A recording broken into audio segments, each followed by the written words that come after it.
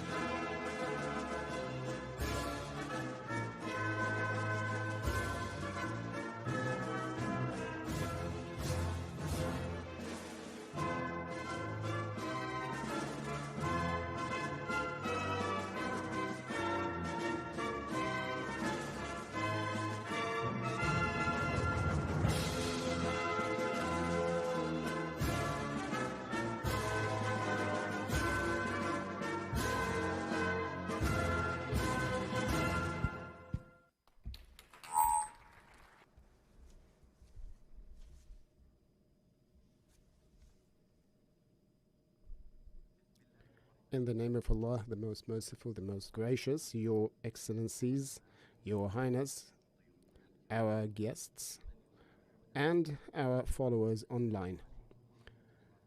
Peace be on you. Towards more of building and enablement in capabilities and human potential, the Human Capital Development Program launched by His Royal Highness Prince Mohammed bin Salman bin Abdulaziz, the Crown Prince, Deputy Prime Minister, head of the Human Capital Development Program, to be a main supporter of local competitiveness and international competitiveness by developing the basic capabilities and skills and the future skills, and developing knowledge and providing the opportunities for lifelong learning and supporting the culture of innovation and entrepreneurship. The Human Capital Development Program is one of the Vision 2030 enablement programs, paving the way for a future of great promises for the citizens of the Kingdom of Saudi Arabia, our dear guests.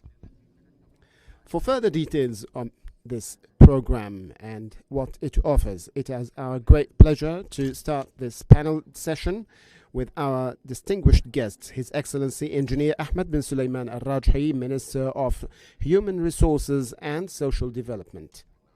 His Excellency Dr. Hamad bin Mohammed Al-Sheikh, the Minister of Education.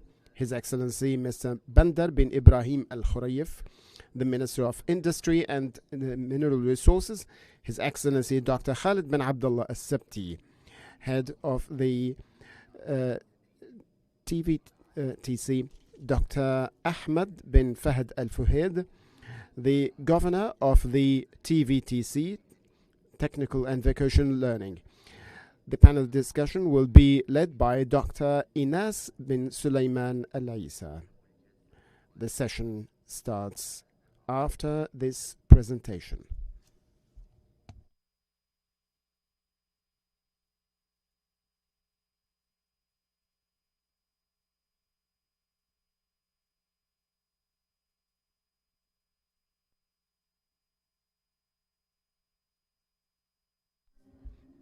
And because we are in an ambitious nation, since the foundation, our march in building human capabilities continues.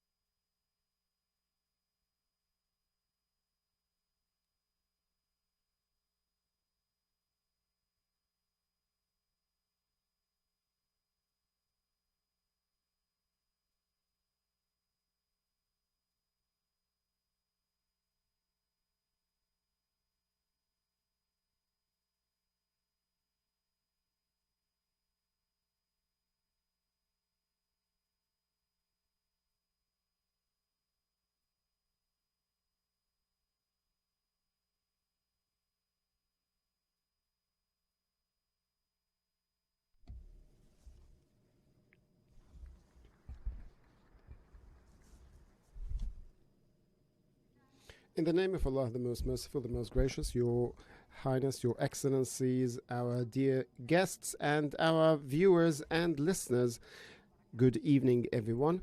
We witnessed 2 weeks ago the launching by His Royal Highness the Crown Prince the Human Capabilities Development Program, and it is not strange the wise kingdom's interest in human capacity development.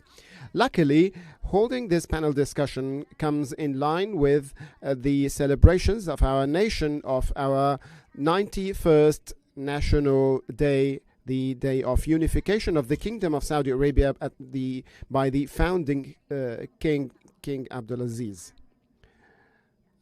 Happy National Day to Saudi Arabia and the Saudi custodian of the two holy mosques and His Royal Highness the Crown Prince.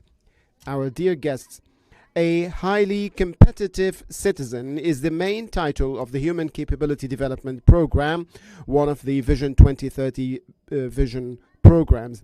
The program that transmits the competition, the global competitiveness from being a dream into implementation.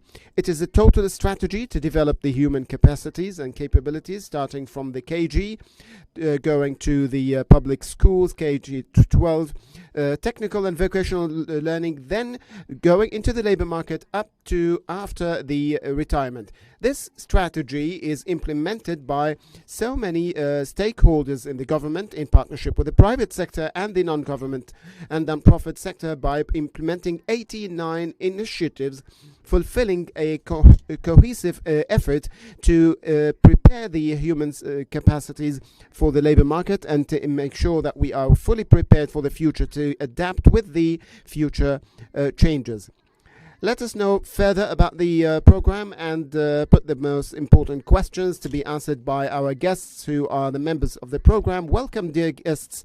And I would like to put the first question to His Excellency the Minister of Education, Dr. Hamad. Your Excellency, could you tell us, please, where does the journey of human capability development start? Thank you, Your Excellency, for the question, and I would like to express my gratitude to the custodian of the two holy mosques, may Allah protect him, and to His Royal Highness the Crown Prince for the approval of this program, which is based and founded on the citizen.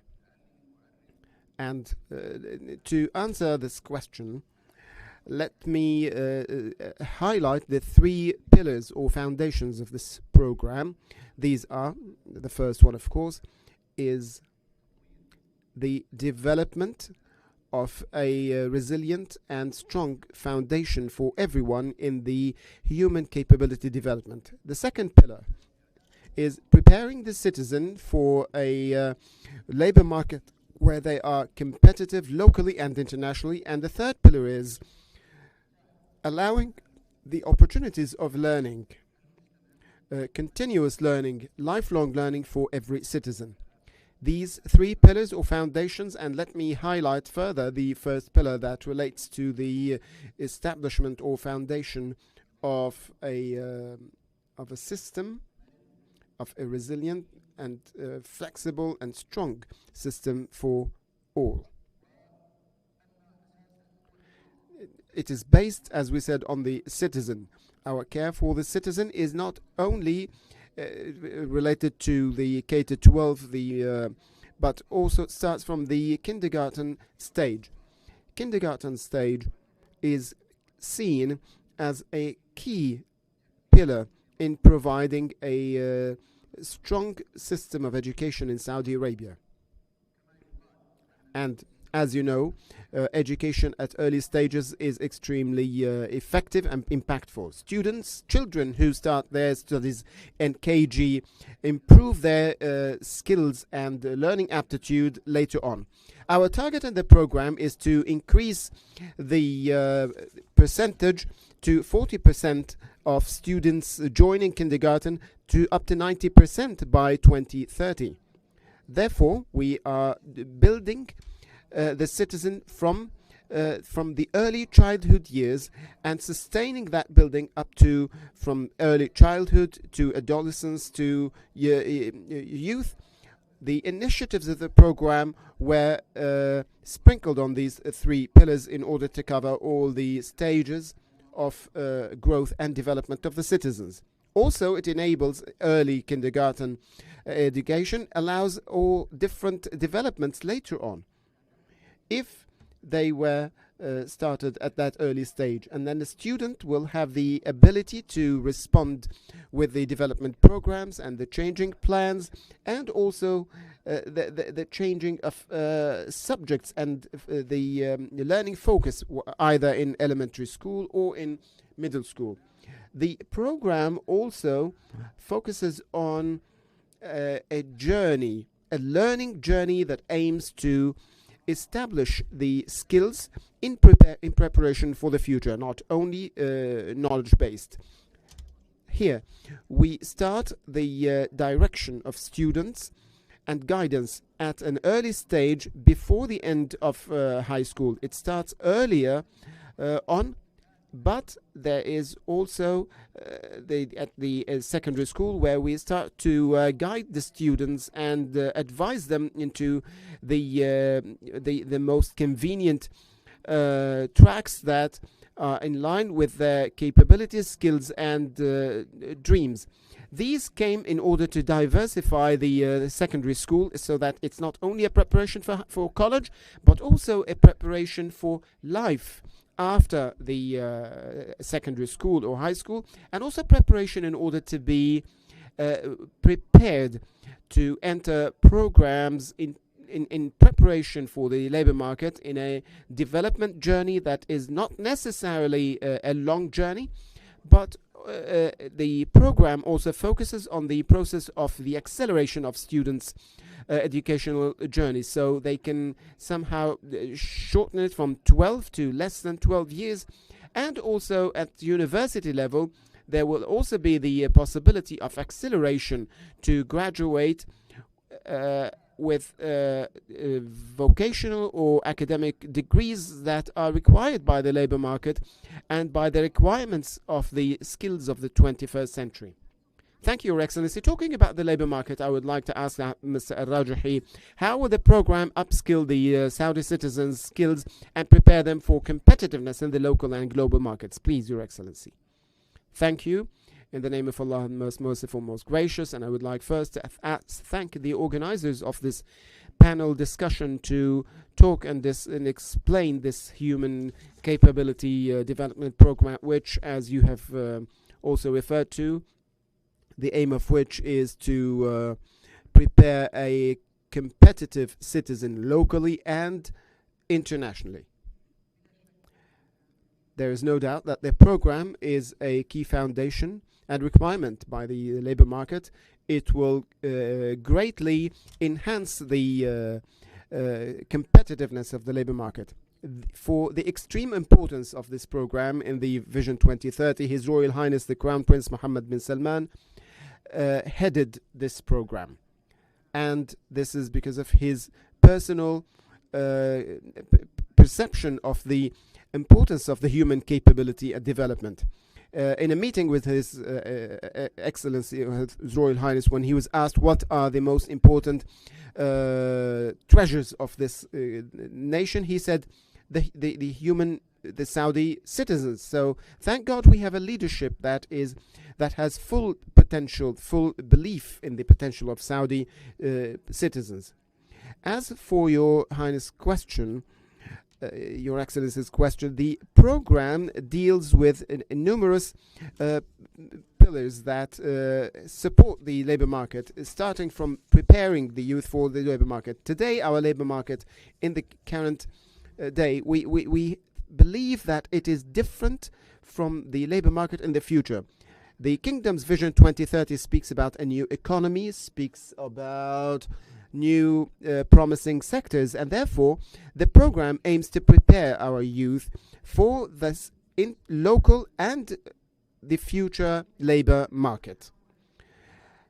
Among the foundations and interests of the program is training our youth who are on the job. Like we believe like we are a little bit lagging behind, and we believe that on-the-job training doesn't take place effectively.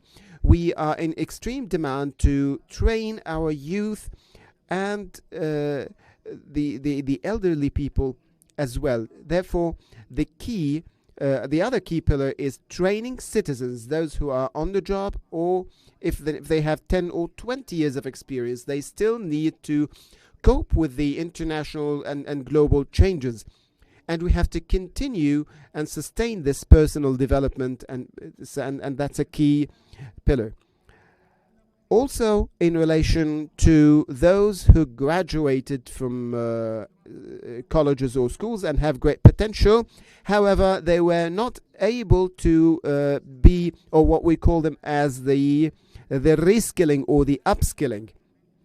This kind of potential needs, in the early stages, for a development and requalification to allow them to be part of the labor market productively, of course. It focuses also, the program, on something important, which is qualifying youth when they are studying through the co-op programs in partnership with the private sector, or through part-time jobs in summer or in the evenings. All develop the culture of work for our youth while they are still students. So by the time they finish and they graduate from school or college, and then we know that those who have worked part-time, we know about their performance and their readiness for the labor market more, which was higher than those who didn't practice part-time job. Also, the way that students select their tracks. I don't believe, like anybody here who hasn't faced that challenge, how can I change? How can I select my academic track, or what is needed by the labor market, or that suits my skills and capabilities and potential? The program covered this need through the supervision, how to select the right track which suits my skills, and at the same time select something that is required by the labor market so I can be a productive citizen. The program didn't ignore the fresh graduates who graduate and need specific skills that they have probably did not receive them through free training vouchers to receive training and prepare them to enter the labor market. Finally, and I'm sorry if I know that you stopped the timer, but finally, the role models. We believe, and this program believes, and His Royal Highness the Crown Prince hopes, that we don't only think of a job, but to think how to be an entrepreneur. How that we see the role models. We see, for example, here with us and also in other places, young entrepreneurs who started small businesses, and now the value of these projects is in hundreds of millions. They've started from scratch.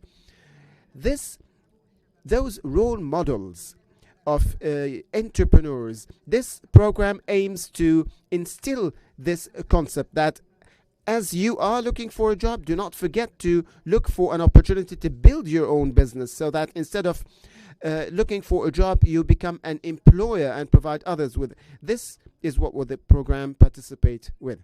Thank you. And also, speaking about the changing labor market, we know that industry and mineral resources are a priority and a key motivator of developing the needs of the labor market. My question to His Excellency Al-Khorayef: how will this program develop the needs and the requirements of the industrial sector in general? Thank you, Your Excellency. First, I congratulate our nation this program, and I am very proud to be a member of the program. I'm going to speak now from the students' perspective regarding the outcomes of the program. The sector of industry and mineral resources is one of the key sectors which we build so much on in the development. These sectors are no doubt have specific requirements which are always renewed, and they are all ever changing based on the changes and growth of development in technology, the global markets, the products they deal with, especially in industry or mining. Therefore, the program comes as an answer and to find the skills and the human potential who will be successful in pushing this sector forward, moving it towards its objectives in 2030 and beyond. And our work today is very different from what we expect. We all know that many of the projects and the work that we see today, upon which so many capabilities were developed, are going to end, and new tasks, new technologies will be there. So we have to be prepared for that time. We should have human capability that can replace or that can take these jobs. Our development of the future industrial sector is based on a strong industrial sector that adapts the modern technology, the latest scientific entrepreneurial inventions. Therefore, we will change the nature of this sector, which we have built over the past 4 or 5 decades, into a new industrial sector that relies heavily on skills and less on the cheap labor, cheap unskilled labor. This foundation is important. Therefore, the learning outcomes or the outcomes of the human capability development will be key, cornerstone. Also, the industrial sector and the mining sectors are in continuous change in terms of the technologies applied, or in terms of the, for example, 3D printing or AI. Therefore, the nature of the work that we have in the industry and the work models and the volume of investments are going to change. The classical big industrial sector will continue, and it needs new skills. However, there are greater opportunities, as of course mentioned by my brother, the engineer Ahmed Al-Rajhi, that there is a great potential for entrepreneurship in the industrial sector, because the nature of future work in these sectors is going to tremendously change. And we are laying now the cornerstones, the foundations here in the industrial and mining sectors, that these sectors are fully prepared and ready to open big opportunities for our youth that match their capabilities and also our aspirations, that these employment opportunities are in high value sectors, sustainable, that can help develop other sectors sustainably. Thank you. Also talking about the changing of the labor market and the renewed industrial sector that requires skills. My question now to Mr. Ahmed Al-Fuhaid: how will the program in building these skills, these technical and vocational skills, advanced vocational skills, what are your priorities and what are the methodologies of the program? Thank you so much, and I'm so happy to be with you here tonight. No doubt, talking about skills, and the program covered all these skills perfectly well. We know that we are in a big race with other countries in the area and the arena of skills. When I talk about the skill, we talk about 3 things: the future skills, we talk about competitiveness, and we talk also about, in fact, the fifth generation 5G, the fourth industrial revolution. We can talk about the program that covered comparing the kingdom with other countries. Probably in the G20, and we are a member of the G20, those who follow the vocational training are about 40%. In the OECD, it's bigger than that. We are still somehow behind.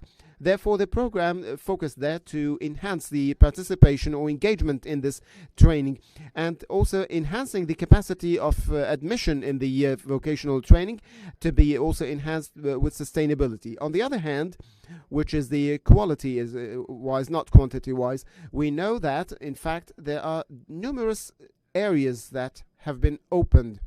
The kingdom is a huge area that has for example, some are spent in tourism, in agriculture, or in energy. Therefore, the program in this aspect will offer enormous initiatives. I can mention some of these in relation to engagement of the private sector. The private sector to be a real partner, not only in employment, but also in the design, in the planning, in the execution and supervision of training programs, and also in terms of employment. And this is extremely important, and we will work together with all the sectors, so in all the regions, to fulfill that. Also, from the other perspective, on the other hand, we will not have only a student or trainer who spends his time inside the college or the school. This is going to change. There will be the vocational programs where the student will enrich his experience by spending time in different areas, executing and putting into practice what he learns. Finally, that relates to the competitiveness. There's going to be student exchange programs at an international level. We're going to receive international students in our colleges and institutes, and also our students will also be traveling abroad. This will enhance the competitiveness and make our learning outcomes of highest quality. Thank you so much. We talk about skills, and skill upskilling. So let us pause here for a moment and give a question to Dr. Khalid Al-Sabti. Have we designed or have we defined what are the skills or the target skills? And do we have a way of measuring those skills and drawing the roadmap?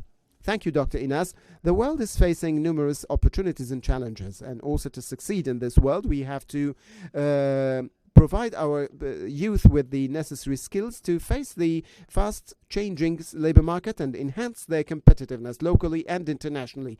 This is what the initiative of the National Framework for Development and the Future Skills, together with the other initiatives, we are seeking to overcome these challenges and turning them into opportunities, and also finding new opportunities in order to create a highly and international competitive generation. This will greatly participate in what His Royal Highness the Crown Prince spoke about in his recent interview, that we have to put less interest on knowledge to the minimum and focus more on the skills.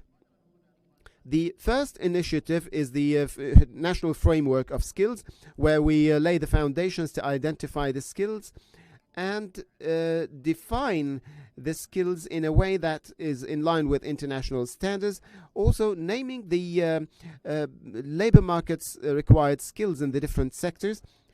We will also develop measurements to measure the skills in individuals and develop a system to approve those skills.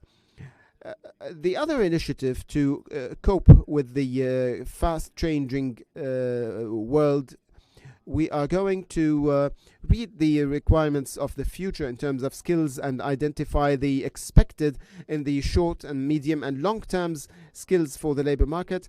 We will identify the gaps. We will try to do preemptive measures to solve these problems, and upon which we will build a national program for lifelong learning based on the study of the future. These initiatives have great benefits, most important of which is, for example, number one, we will identify the required skills for the sector jobs and also the training programs that are needed. Two, we will also define the required skills for individuals and also opening the opportunity for them to identify their strengths and weaknesses in the various skills. Three, we will define the gap between the required skills in the various jobs and the acquired skills by individuals, and the possibility of upskilling the individuals in order to achieve the requirements, the well-defined objectives. Four, we will enable the government agencies and private agencies as well to reach to individuals who have the required individuals in the open jobs, and this will also allow the competitiveness locally and internationally to grow further. Let me return again to international competitiveness and highlight the Crown Prince's quotation that we want 2 universities to be among the top 100 universities. My question to the Minister of Education: how will the program achieve this ambitious target and where we are now? First, let me start to clarify what are the key goals in terms of the classification. to have 6 universities ranked as top 200 universities and 9 to top 200 universities by 2030, in addition to having 2 universities ranking as the top 100 universities in the global classifications. The international classifications are important because they compare our universities with international universities, either in terms of scientific research and also in teaching. These ranking focuses also on scientific research and the diversification in the faculty members. So the program pays great attention that there should be real partnership with the private sector in programs of R&D programs, so that they focus on and direct the national priority of economic added value, either in terms of research and development, in patent, and so that there is a real partnership.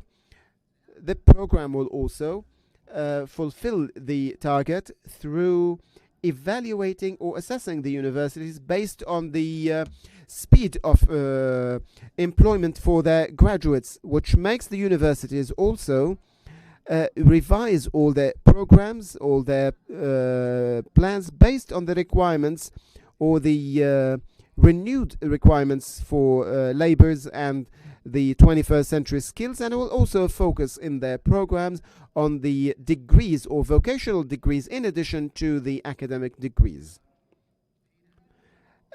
At the end of the day, there has to be for these universities an international diversification in terms of their faculty members, the researchers, so that it gives the international dimension, and also for in the student body. There's an initiative for the student visa to attract best students to our universities from abroad, so that they can be pioneering universities.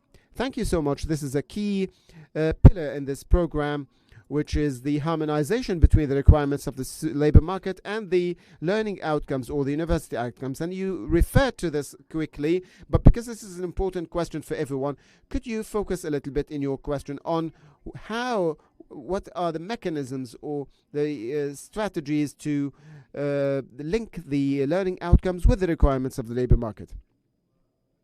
Well, of course, this is a key issue, and the program carefully looked at supply and demand and developed numerous initiatives that will deal with the problem of supply and demand. This is not, of course, a local issue.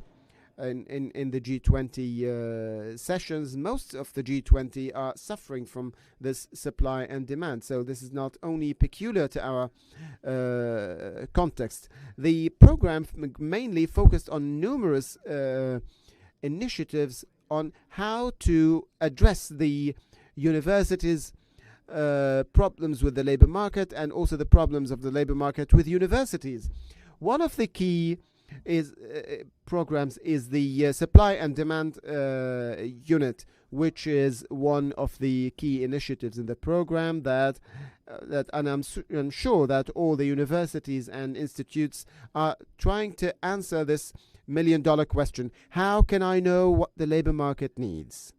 Therefore, this unit is going to study and make forecasting the economy, the requirements of the labor market, the new sectors that have been created in the kingdom, and try to provide feedback to the educational sector. So this is a key important initiative in order to align the requirements of the labor market with the learning outcomes. Among the important initiatives as well is the skills incubator. We know, for example, no matter how we work hard to collaborate the requirements of the labor market with the learning outcomes, that because of the dynamism, of course, somebody might select a track that after 5 years becomes obsolete, for example, like mentioned by my brother Al-Khorayef. Probably the entire job in itself becomes is rendered to automation. So as we speak about professions that have vanished, so those who graduate from these tracks, then the incubator will help reskilling the youth so that they are again refreshed and they can return back to the labor market. Also, in relation to the guidance and advising, part of these program is how the experts in the different sectors can help the fresh graduates and the entry-level employees by coaching through volunteering. So this initiative helps, and part of it is considered as corporate social responsibility, to harmonize the learning outcomes or bridging the gap between the schools, universities, and the labor market. Finally, I also would like to highlight what I mentioned, which is the professional advising that helps our youth while they are studying to select the right tracks that are required by the labor market. And there is also another initiative within this program in order to enhance. And I know that some programs are there. However, they need to be enhanced. They need to be pushed forward in order to be launched properly and effectively, so that the beneficiaries will find someone who can advise them on what they should select. And not less important than that is the requirement of the market and the market needs. Thank you, Your Excellency. And like to ask Dr. Bandar, I would like to ask him maybe the toughest question. What are the features of the internationally competitive citizen? We talk about an internationally competitive citizen. So who is that citizen? What are his features? Thank you so much, and thanks for giving me this tough question. First, I would like to speak about our present day. When we look at the different sectors that we have, and then we look at our experience here, we find that there is a key experience competitive globally. For example, when we take companies like Aramco, SABIC, and then we compare them with like companies globally, we find that these companies have proven themselves to be globally in potential competitiveness. The skills of their human capital enabled them. But how can we copy that also to the entire economy, to all the small, medium, and big sectors? And it is not only restricted to these one or two mega companies. This will stem from our abilities and from our and also from our ability to read the future. Also, what will the labor market require? And I mentioned probably in my first answer about the nature of employment or jobs. The future skills are going to be mostly based on creative thinking, on design thinking, on lifelong learning, and the ability to communicate with very complex systems. When we look, for example, at global companies, how they have branches everywhere in the world and the ability to communicate at no time and to work in these complex systems, this is going to be a key. Creative thinking, of course, innovation always be present, because most of the projects or works will be automated. Therefore, these skills are extremely important. Now, the program appreciates these challenges and knows that these skills are important to be instilled and fostered. And as mentioned by Dr. Hamad, that is going to be at early stages, starting from kindergarten, because creative thinking and communication skills are among the skills that we can start at very early stages in education. And this is going to enable us to prepare for the future. Today, for example, among the what we can be proud of in our industrial and mining sector is the industrial fund that had a key role in training and qualifying national youth who have who are now in key positions. So we have strong foundations, we have rich experience in different sectors where we have great efficiency, and also our ability to read the future and its requirements. I'm very optimistic, in fact, because in the industrial sector and mining, the human resources which is going to work there is going to be among the key factors of success. Thank you. That was a very academic reply that requires a PhD. Now let's get back to talk about skills and values and what we will achieve in their program. They say that what we cannot measure, we cannot fulfill. My question to Dr. Al-Sabti: how will the program measure the entire system, the quality of performance and the quality of programs and initiatives?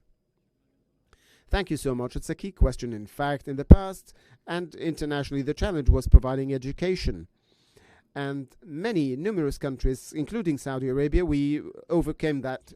Now we're talking about the quality of the learning outcomes and the harmonization with the labor market, as mentioned by Mr. Ahmed Al-Rajhi. This is a G20 problem. The program works on achieving or developing high outcomes, and at the same time the program tries to measure the quality and to what extent it matches the requirements of the state labor market. In terms of vocational training, there's an important initiative to have a national classification for the higher education and technical and vocational learning institutions. We will measure the performance based on various criteria, such as the quality of learning outcomes and also the employment indices. So universities and training centers are going to be classified based on that. The aim is to incentivize universities to be more competitive, to improve their outcomes, and also to take in perspective the visions of the parents, the students, and the community as well, to evaluate the educational institutions. This is in terms of ranking. In terms of academic, there's an important accreditation, either institutional accreditation or program accreditation, so that we can give accreditation to all the institutions at higher education before 2025, including the academic programs, and also the training, give accreditation to training and vocational to institutions to up to 25 to 50%. In K-12 education, we have to measure the performance of international, local, and private universities based on specific criteria and classify them based on KPIs and measure the K-12 learning outcomes through national tests in specific areas such as math, science, and Arabic language in certain grades, and this is going to be done annually to measure the performance level locally, regionally, and also at the level of the schools themselves. We will also go into international tests to measure ourselves and compare ourselves globally, and then determine the competitiveness of the Saudi student globally. Finally, we will implement the gamification methodologies, which are new methodologies that allow every part in the education and training to compare themselves with their peers, which will incentivize the stakeholders to improve continuously and also incentivize the entire system to become a dynamic and responsive system. Speaking about global competitiveness of students, the map of the human development speaks about moving from focusing on degrees to skills. So my question to Dr. Ahmed Al-Faid: how will the program strike a balance between skills and degrees? Thank you, Your Excellency, and I believe there is, of course, a big change, either socially or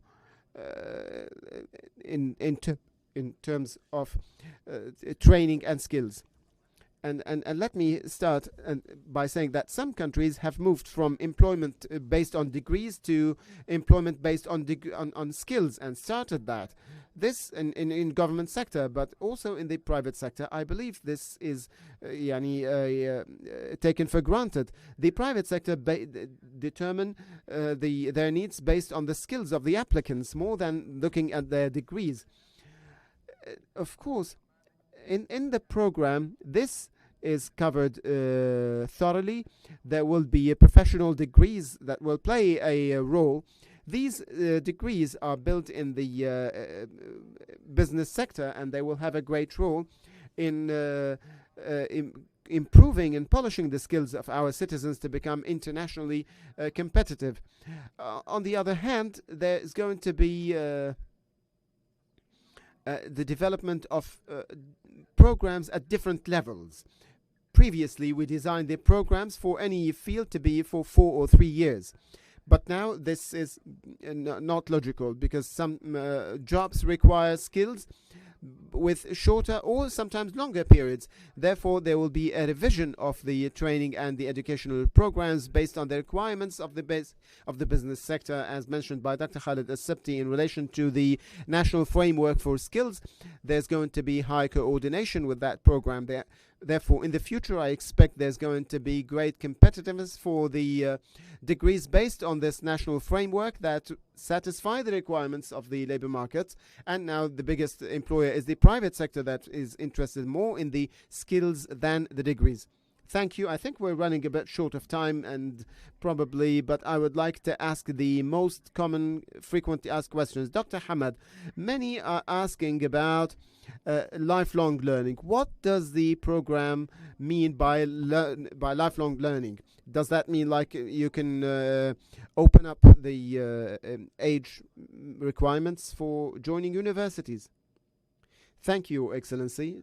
Lifelong learning is among the from school years up to the years when employment, or if there were any gaps in the employment history. So the learning should be available to everybody according and based on the initiatives in the program. And that means there will be changes in some bylaws and universities to allow the opportunity for everybody to enter universities and learn at any age. There will also be programs in these universities that make it easy for requalification or improving qualification for those on the job or those who are moving jobs. So the rule that's he who graduated will only be allowed to enter university if he graduated less than 5 years, this is going to be changed, and then we will open the opportunity for the citizens to learn and join universities at any time, and also to develop their skills, even if they were working full-time. There will be changes in some bylaws and systems related to the continuity of education, either in terms of part-time job or any other solutions, to allow that employee to develop himself, upskill himself to reach to a better position or a better job. So the programs will be prepared, the bylaws will be accordingly changed, so that education becomes a lifelong choice. The programs will be provided by the private sector or by the government sector and the universities, the institutions, to guarantee the opportunity for those who are looking for a chance or looking for a short-term or a 1-year program or 2-year programs that meets their professional requirements or aspirations, to be able to join these programs and to graduate from these programs to fulfill their ambitions. So the learning journey starts from kindergarten and ends not only with graduation. There will also be programs for entrepreneurs, for employees. So if they needed at any time to move from employment to entrepreneurship, and then move from the from the government sector in order to start his own private project. This is going to be also made available. Thank you so much. I'm sure that everybody is speaking about the competitiveness of the citizens, but what about the competitiveness of the system in general? The system, will it achieve this? Will it be attractive to create an educational environment that attracts foreign students and educators to create this environment? Dr. Hamad? No doubt we focus on international competitiveness, which means there are key core goals and comparisons either in international tests or on other fronts. There's also a new governance system for the educational system from school to university.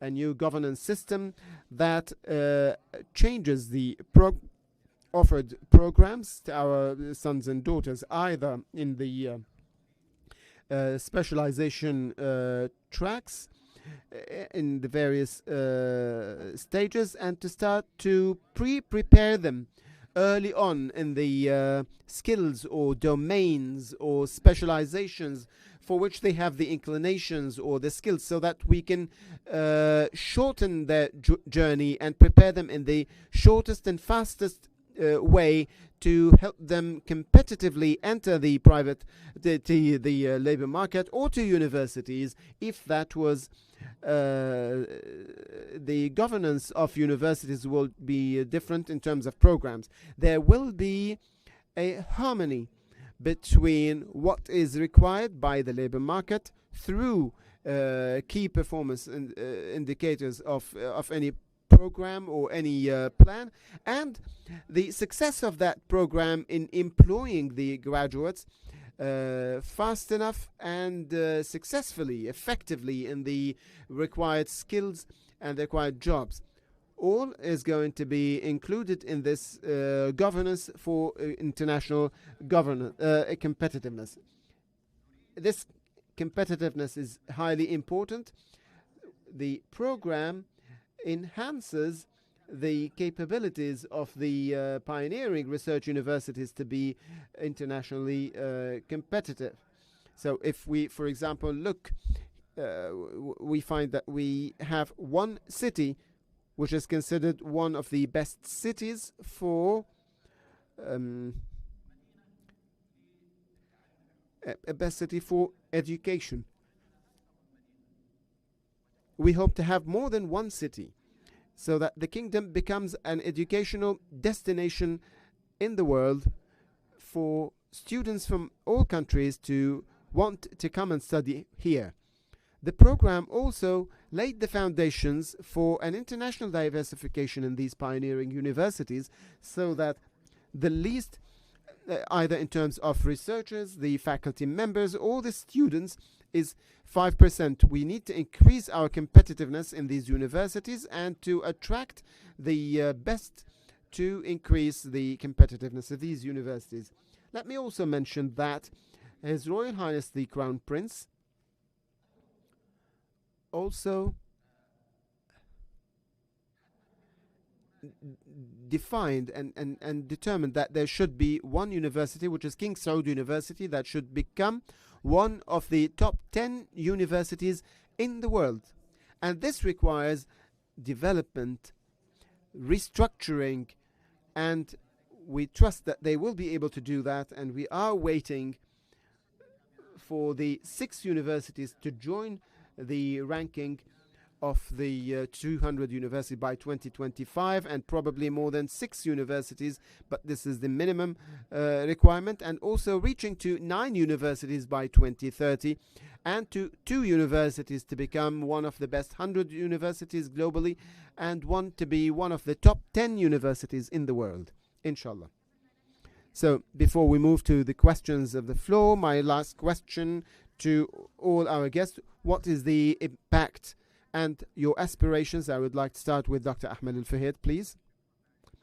Thank you. I would like to quote His Royal Highness the Crown Prince when he said, The most important feature is the youth potential.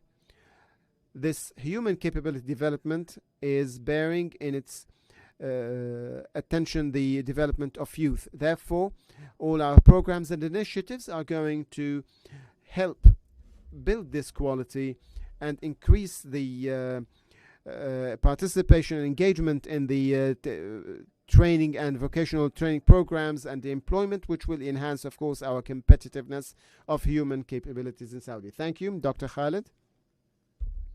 No doubt, by launching this program, His Royal Highness the Crown Prince laid out the foundations of a new historical era in developing our human potential.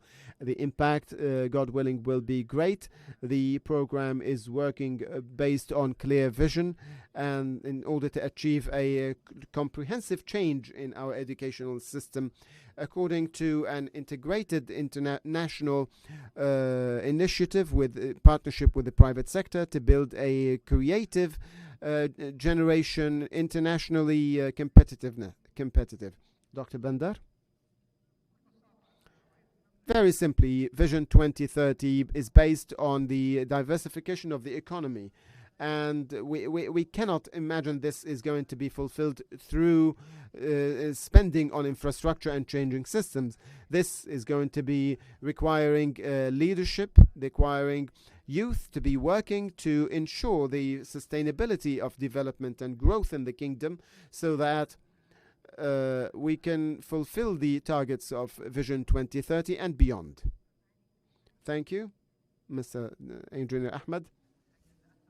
The impact of the program, which we expect on the labor market, is first that 80% of citizens have convenient employments within 12 months of their graduation. That means that everyone who graduates from education to be able to find employment that meets or that suits his qualification and skills and his track. It's a big challenge, of course, but we believe that the program, with the efforts and the support, of course, of His Royal Highness the Crown Prince, we will be able to achieve that goal. The second goal, and the second indicator is, and the second impact, of course, that to enhance the Saudization in highly skilled jobs by 2030 to be no less than 40% of these highly skilled jobs, and to re-qualify and develop their potential to fill these positions with the best standards and the best performance.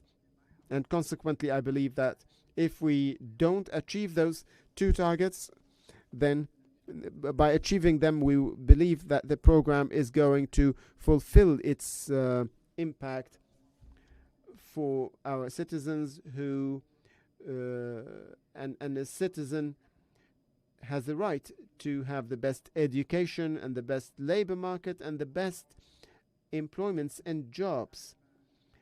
And this will be, God willing, be fulfilled with the support and coordination of efforts, and also the engagement of parents and families, the fathers and the mothers and our students. And this is not only the effort by some individual. Dr. Hamad? It's going to be big, because this program is based on the citizens. The target is the citizen, from early childhood to old age. It continues to, in the program, continues with its program and with its initiatives to find and build a citizen who is moderate, that shows belonging to the nation, to the homeland, to the leadership, and is passionate about learning, upskilling, and development in every stage of his life based on international standards, either in terms of international tests or and other aspects in order to enhance our indicators and rankings of the Kingdom of Saudi Arabia in the human resources capital with the World Bank, World Bank Human Capital Index, and the initiatives all lead towards that this citizen becomes competitive, passionate about learning all his life, looking always for the better, looking always for the best to serve the nation, to serve the country, to serve the kingdom and the leadership, and to positively participate in the building of this future. I am confident that this program is going to have the greater impact for change because it focuses on the high thinking skills, also on the social skills, the emotional intelligence. It prepares them also and qualifies them with the skills, the scientific and also the physical skills that enable them to become globally competitive anywhere, under any sky and any time. And now let me move to take some questions from the floor, please.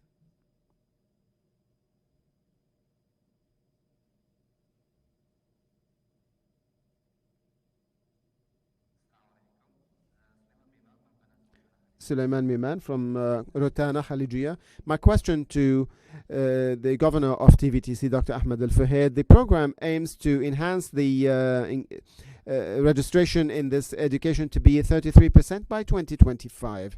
What are your plans in the future to achieve this target? Thank you, Sulaiman. I mentioned in my answers that when we set this target, we were looking globally and our economy and where we stand in the G20. Today, we have reached about 23%. About 5 years ago, we were less than 10%. Therefore, we are going to be able to achieve that. This is a quantitative goal which will be reached, and of course in collaboration with everyone. It is very important, my brother, that this is not the only key, that there has to be quality, there has to be innovation, there has to be participation, and this is what we are counting on in terms of our target, and that by the time they graduate from the school or university. We will work also through different models. We know that the market is not only have only one requirement or two requirements. There are certain requirements that are peculiar in one way or another. Therefore, there will be, in terms of strategic partnerships, we have about 40 strategic partnerships, which means that this college or institute is managed through a board by the private sector. And this is training that starts with employment, which not only ends with employment. Thank you. We have numerous questions, and I would like to ask our colleagues with the microphones to move a bit. Abdulaziz Al-Usafer, the marketing consultancy group. My question to Dr. Ahmed Al-Rajhi: how does the program re-skill those who don't have the upskilling with the requirements of the labor market? Thank you. Probably this is one of the important initiatives in the program, and I believe the incubators or accelerators that we are going to work on for all the learning outcomes that do not match the requirements of the labor market. And one more time, I would like to say that the key goal through the unity of studying supply and demand to avoid the chance for those to graduate with skills that are not required. And if it happened because of the dynamism of the market, then this incubator is going to will do the reskilling and upskilling so that they can, or this graduate can quickly join the labor market and not be left behind. We have previous experience where we see that if this program is enhanced and well supported, we are going to achieve our goals. Thank you so much. Mohammed Al-Bishi, my question to Mr. Hamad Al-Sheikh, you spoke with passion about increasing the competitiveness of the educational system and universities. What about opening the market for investment and international universities? Is there a plan to open our educational market for international universities and institutes? When will this be, and what will be a governance for applied? Thank you, Mr. Muhammad, for the question. Inshallah, there is going to be a lot of visible and tangible efforts in developing the bylaws and the governance to attract the international universities to our kingdom, and to be similar in terms of their programs to their mother colleges or institutions, therefore increasing the competition between the Saudi universities and the branches of these international universities. There is going to be also an enablement. We will enable these universities to offer competitive programs that are in harmony with the requirements of the labor market, and also fulfill the aspirations and needs of certain students, so that instead of traveling to a certain university, they will find the university here by opening branches for these. We want those who come to be the best. Therefore, we will work on this, and there's a plan with our stakeholders to develop that, including the specific bylaws. Also, in K-12 education, we also want to open the horizon for new tracks, for new educational journeys for our sons and daughters, and also for the residents' children, to have different schools and be able to graduate to create a better international competitiveness. Thank you so much. Let me take a question from that side, please. Good evening. My question to the Minister of Industry: what are the Ministry's initiatives in developing and growing the human capability? Also, your contributions in developing the human capital. Thank you for the question. Our system at the Ministry is working on two fronts. First, restructuring the sector and the human power there.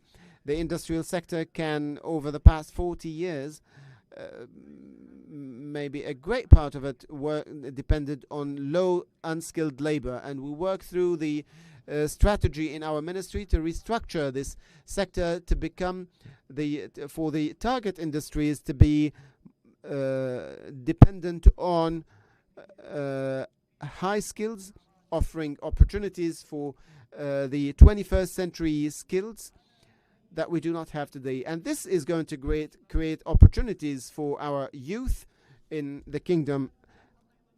On the other front, the work is going on since the separation of the Ministry of Industry. There's a 5-level partnership agreement with the Ministries of Labor, Education, the Chambers of Commerce, to create new employment opportunities in the sector to about 36 employment opportunities. There's an initiative in the mining sector, which is a new sector, and probably our investment and the system of investment has been recently approved, which means there will be a greater potential for the sector to develop. But of course, it needs to be included within the initiatives and the program of mining. There's a program for training and qualifying up to 1,400 Saudis in the sector, so that we can establish and build the foundations for development of a sector that is sustainable, that employs human potential that can be competitive. Also, the Industrial Fund, with its great experience in training and qualification when it was restructured, and its plan was with the middle program. The fund established the Industrial Fund Academy that aims to develop and qualify the leadership in the sector, because the leadership in that sector is important, and it's also a little bit rare somehow. So these are the initiatives in a nutshell. The industrial and mining sector are working with the program closely. Thank you. Let's take some female voices and some of our sisters to take some questions. Ghada Al-Hudaytha, a student of architecture. My question to the TVTC governor. My question: at the academic level, we learn so many skills, but we do not fully master them because of limited time. As a student, how can I join programs that can prepare me to be ready for the labor market and to prepare me and focus on the working practice of these skills? Thank you so much. And I believe what you mentioned is what we are working towards, that there's going to be a number of diverse programs that meet the requirements of those who need training. At the same time, it will be these programs required by the labor market. So as you have mentioned, this is what we are trying to provide, and it will be available very shortly. Maybe we will start in certain regions immediately, because we have the companies and factories, and I would like to say that we are working in this program in line with other programs on mega projects. That in the program we have mega projects, the Red Sea project, the DIA, NEOM, all require human resources with quality skills. Therefore, it will be open to everyone. One question from our ladies here. Sarah Al-Rajhi, graduate of law. I would like to ask a question to the head of accreditation, Dr. Khalid Al-Sabti. You talked about skills of individuals. We are applying for jobs, for example, and the questions that we receive are: what will determine your skills, and how can I prove my skills while I'm applying for a job? Thank you for the question. It's a challenge that was identified when we were drawing the foundations of the program, and it is one of including the initiative of the National Framework of Skills in this program, through which we will be lay the foundations and definitions of skills that are known globally and determine the professions and the requirements of skills for professions in the beginning, and then we will create the KPIs and to measure the skills for individuals, and also what we call as the skills record, so that it becomes part of your CV, which can be verified to determine the skills, either as a group of skills or more. So in terms of the employment, we will be able to assess the skills of individuals. It's a challenge, of course, but with the program we will be able to deal with it. Of course, the questions are numerous.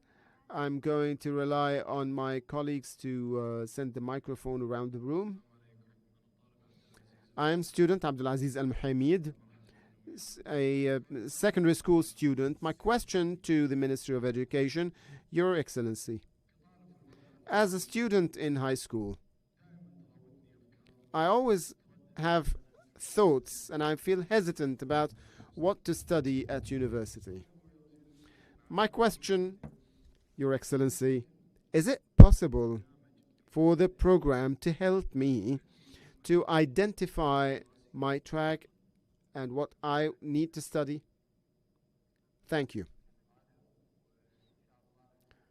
My son, the program is there, and it has an initiative to guide you for studying at university and selecting your profession, and we are developing that together with the Ministry of Human Resources and social development in order to provide the proper advising to our sons and daughters. Also in the secondary tracks and after the common year, there's going to be a test for students, a standardized test that reveals to them their skills, their inclinations, so that they can select the best for themselves and identify whether this is whether they will be successful in technology and engineering, or whether they will be more successful in sciences and medicine, or in management.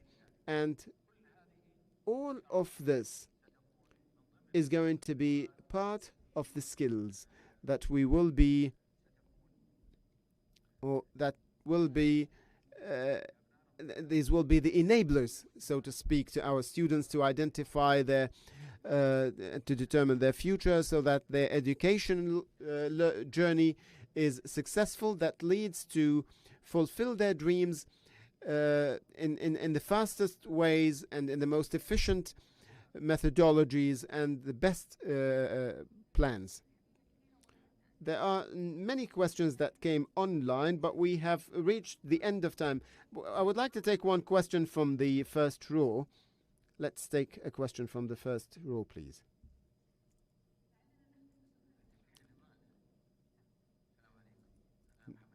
I'm Hamad At-Tunisi.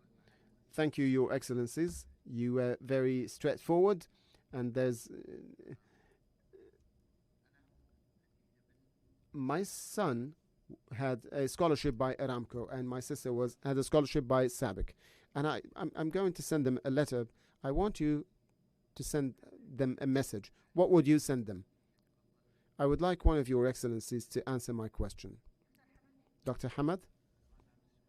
I didn't understand the question. Could you send a message to his son who was studying at Aramco? We have different means of selecting the students.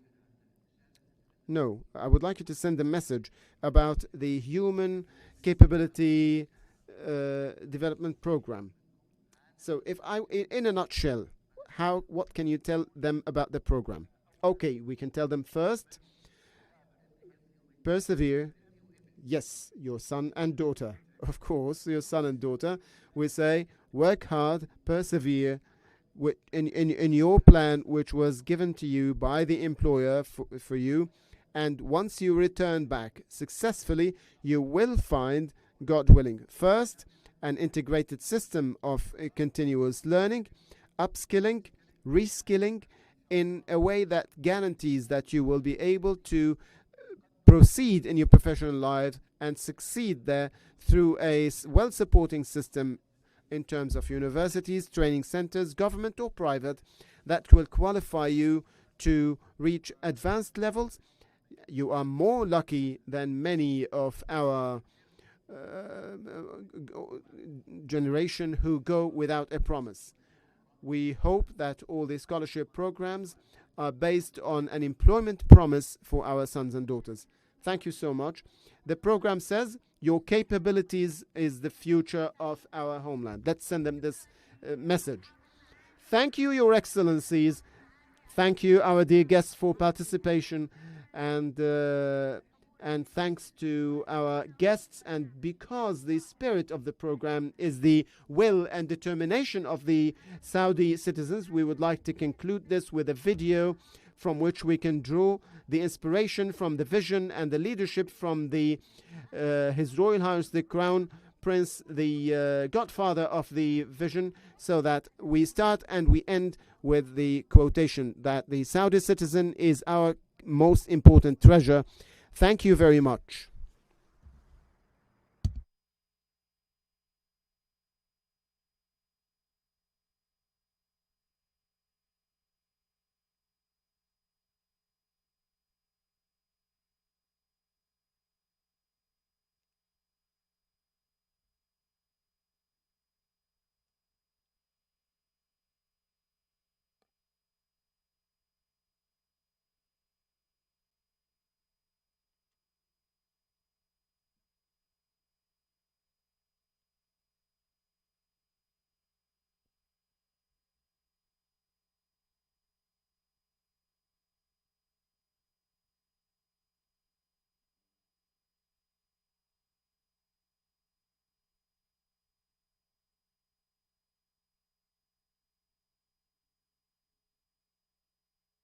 أي شيء من اللي حققناه.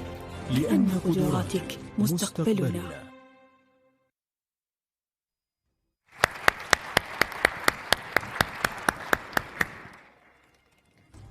ألف شكر لكم، ألف شكر. شكرا، يعطيكم العافية.